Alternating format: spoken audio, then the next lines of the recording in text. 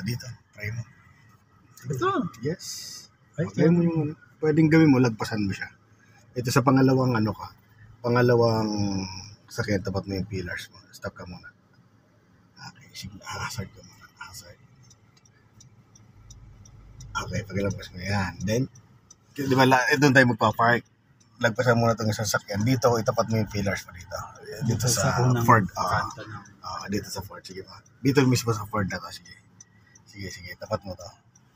Okay, yan. Okay na yan. Then, sagad mo na man-develop ko dito sa yan. Pag medyo malapad yung then, atras ka. So, tinaman lang yan. Kung sisigip mo lang. Pero hindi yan sisigip dito. Safe na safe yan. Kasi malapad yung space. Diretso ka lang. So may tendency yan na sumikip sa kaliwa actually. So ipapasok mo itong gulong mo dito. Sige, diretso ka lang. Sige lang. So safe naman to, walang problema. Then dito pag silip mo sa kabila naman, safe naman. Diretso ka lang. Hindi malayo naman to. So dito safe din may space. Sige, diretso ka lang. Okay. Bantayan mo lang sa kabilang side mirror kasi hindi na masasagad. Okay. So pero maluwag ka dyan. Ay masikip ka dyan. Okay. Bantay ka rin sa kabila. Bantay ka. Konti lang,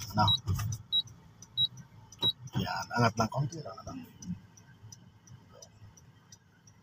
Okay, pwede na yan. Dahil sa gabi dito. So, hintayin mo lang siya. Pumanta yung katawan na sakyan mo doon sa Okay, kati pa. Okay, stop. Gitna. 1 and 2, then atras ka. Atras mo na, sige. Hanggang dulo. Sige lang. Kasi kung makikita mo dito, medyo tabingi ka pa nakaganito ka pa. Mamaya mo ayusin yan. Hanggang dulo ka lang. Dulo. Hanggang dulo. Mamaya maayos mo yan. Tanong mo siya. Okay, then stop. Okay na yan. So dito may allowance kang konti. Nakita mo medyo tabingi dito. Sasagad mo dito manipelaw sa kanan. Then atras ka. Tinan mo siya. Atras. Ayan Okay, kanti pa.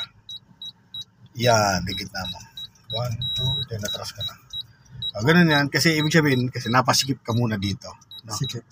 Kanina. Hindi yan maluwag.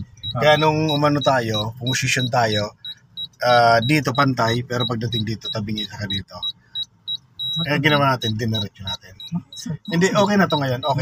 Okay na sakit. Tinan mo yung lane ng, yung katawan ng sakyan mo sa lane. Sa line mo. Nakadiretso ka saka dito. So, okay dyan. Tinan mo. Dito. Okay lang yung lane. Tama lang yung lane mo. So, ang maling posisyon lang dyan, yung katabi mo sa kaya. Pero ikaw tama, ikaw sa lane, sa linya. Kaya kung mapapansin mo doon sa yun doon sa mo, kung mapapansin mo dyan sa side mirror mo, pantay. Pantay yung saka dito sa unahan.